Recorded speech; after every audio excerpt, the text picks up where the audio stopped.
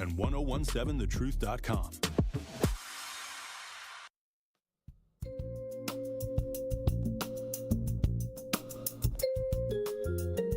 Welcome back.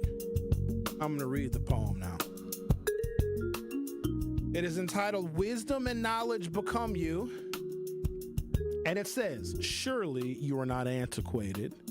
You are not old-fashioned, neither are you outdated. You're relevant for the present time and the moment.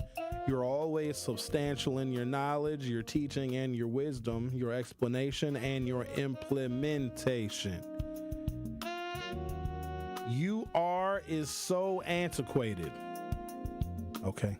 With all types of regulatory information that reaches to the impediment of one's very being, the mind resonates and relates to the present, current times and events. And whenever you speak, you can speak as a roaring lion, even as tender as a lamb, soothes whatever it is that we need to understand. You put grief in its place and you fill the mind with knowledge. You fill the heart with the beating of the sensitivity of time. You allow us to get the information that we need to sustain us, to keep us, to help us, to make us think, to enlarge our mental capacity, to bring us to a place where we can actually know and understand and relate to what it is that you're saying. You make it so plain that even those that don't have a sense of what it is that they should be doing or how they should be able to relate to the voice that you are speaking intentionally. We are the people that you are intentionally trying to get to understand what it is in this lifetime we are encountering. This mad and dreadful sense of reality that surrounds us and tries to always sway us and make us commit and submit to some things that we don't even dare dream. But we are here listening to you daily to see what it is that we should want to know and what we should do. We're willing and waiting for you day to day to see what it is that you have gathered from the table to make us sway in the time and capacity that are longing and leery and dreary and insensitivity that are so ever so present before us. We need an understanding that will reach us. You have the knowledge, you have the pen, you have the digital things that will put those things that we should be able to comprehend. You bring things so to life, you make things so revealing and relative that we appreciate you because you are one of those that have been reached and touched with the touch from the heavenly divine. Don't you ever feel like you are pressured? Don't you ever feel like you're not received? Because there are those of us that dare understand your dreams. We need you because you are what we need. We need what you have to help us see beyond sight. There is no vision beyond sight. There is no pathway beyond sight. There is no relative way. So we need you to keep us. Your knowledge is far-reaching and your mental capacity is outstanding. Boredom does not lie within your teaching. Sherwin, this is you. Wow, thank you, Miss C. That was a lot of stuff that I don't really think I am, but I appreciate God for writing this. All right, then. That's better than any WBA I've ever received. Now, see, I appreciate that. See there? Now I'm touched. I think I might even wear the shirt. But if people stop me to read the shirt, because a lot of it, of the poem, because the way it's screen printed on the shirt is, you just got to stare at my belly.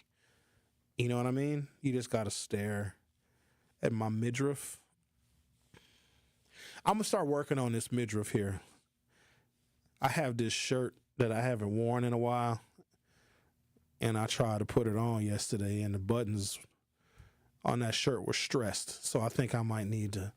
It's just so hard to start working out. Like, once I get into the routine, I'm golden, but damn, it's like right when I think, like, I'll have it planned, but man, I'm working out tonight. I know exactly what time I'm working out. I'll plan my whole day around my workout, right? Because I like to work out at night. Because I work out and I get my little shower, you know what I mean? And you so relaxed after a good workout, and it helps me sleep, you know? And so it'll be workout time, 8 o'clock. And I've been knowing Then I'm working out at 8 o'clock for the whole day. I'm like, I'm getting everything done, doing everything I got to do, because at 8 o'clock, I'm going to get me a nice workout. But what happens is I start getting sleepy at like 8:40 or 7:45. I just like, oh, man. Okay, maybe I'm going to wake up a little bit. Let me get up, move around a little bit. And I said, well, I'm going to lay down on the couch for a minute because I'm just a little tired. But then when I get up from this little rest on the couch, boom, I'm going to go work out. And then once you lay down, that's it. You don't work out. But I like that shirt, and I can't wear it. So this is what. We still got some summer left. It's July 14th. Give your boy a month.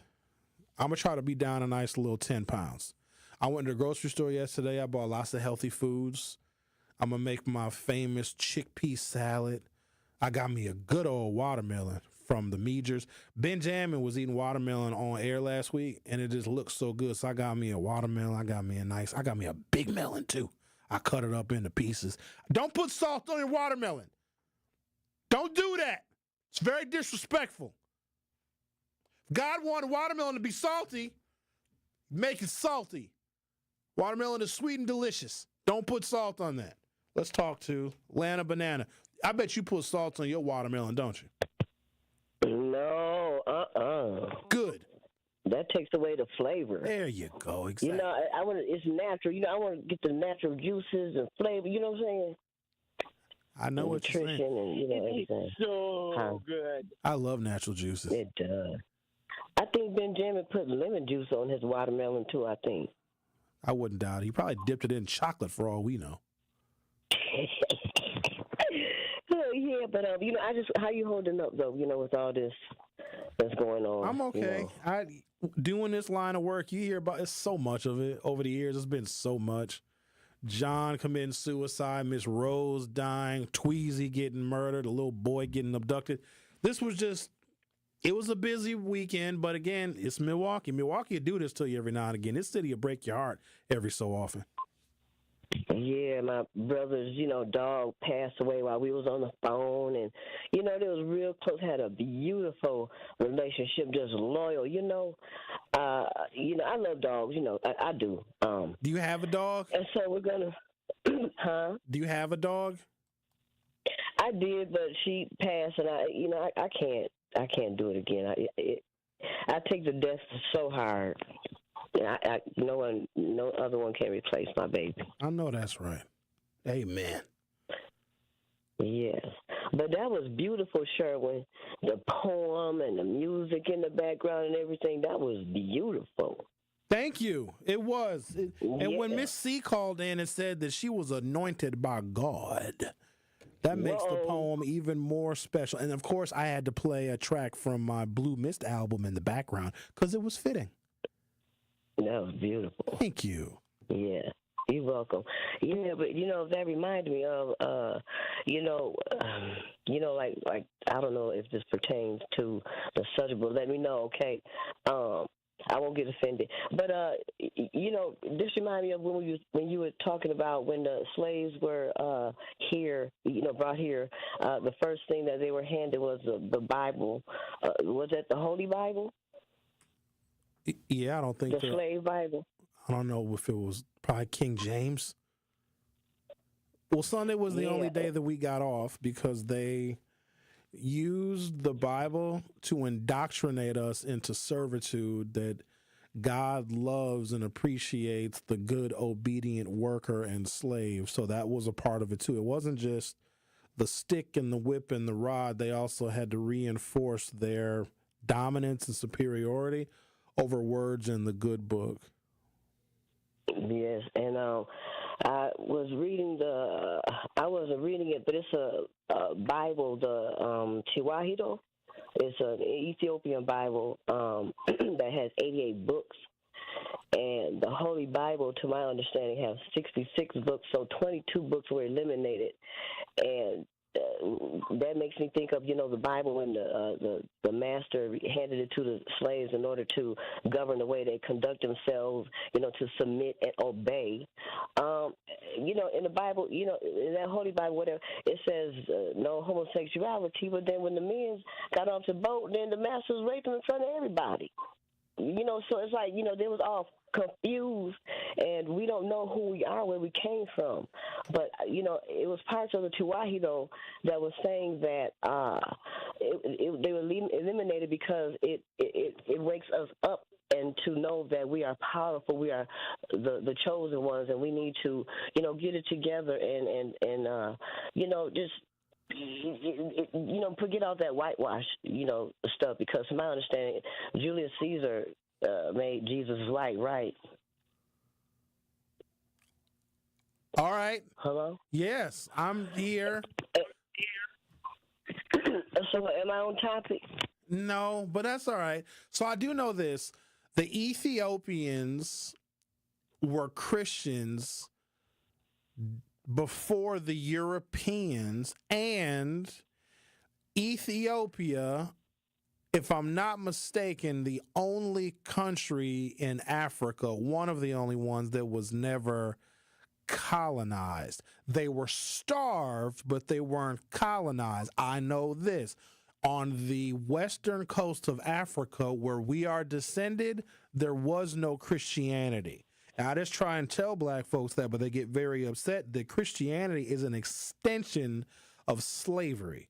And we only have it because our slave masters required it, because they used it to oppress us. Now, when I look at that in the modern context, why we still hang on to their version of Christianity is beyond me, but I also think that keeps black people in a backseat position because of our adherence. Like, nowhere else do you have the oppressor and the oppressed worshiping the same God.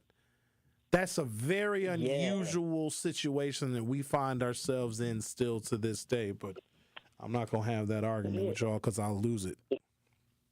Yeah, and then, they just kept us confused, because how can you worship somebody that abuse you? That's confusing. But you're not. You're supposed to be kind to each other.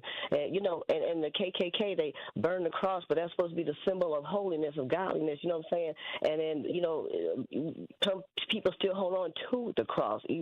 So. What we need to do is we need to go and look at the rest of those 22 books that were eliminated, because Enoch is eliminated, Jubilees is eliminated, the Covenant is eliminated, and it talks about how Jesus was black, the disciples was black, the 12 tribes of Israel was black, and it tells you, like, where you from in Africa, which lineage you from. And I'm glad that my uncle told me before he passed that I have Ethiopian on my Baba side, and that's the lineage of the Queen of Sheba and King Solomon and the tribe of Judah. And it tells you no one's better than the other. They just have good qualities that work together, and it makes you feel good about yourself. We need to do that. Or we should try something different. We should try walking by fact instead of walking by faith. Thank you, Lana Banana. I appreciate your telephone call. You're welcome. Be cool. Oh, all right then. Peace. Oh, you be cool too then. All right. Benjamin, did you put salt on your watermelon? Don't do that. It's supposed to eat the watermelon without salt. It's all right now. No, Sherwin. You're supposed to put salt in your watermelon, man. It helps all the electrolytes come out of it. It helps the minerals come out of the watermelon as well. It's gonna make your pressure go up, dog. You can't put salt on a watermelon. Okay. It depends. If you eat too much salt, then yeah, your blood pressure is definitely going up. But salt, just a little. You just do a little sprinkle, just a little bit. Yeah. I do the Salt Bay thing, just a little Salt Bay, just a little sprinkle. Okay. And it's Himalayan salt, by the way. Was that the pink kind? The pink kind. Okay. Thank you, that Ben. white Morton salt. Ugh. Oh no, not that kind. Got to have pink. I like pink. Ain't nothing wrong with that. All right, let's take a break. My shirt's pink today, actually. I'm wearing pink.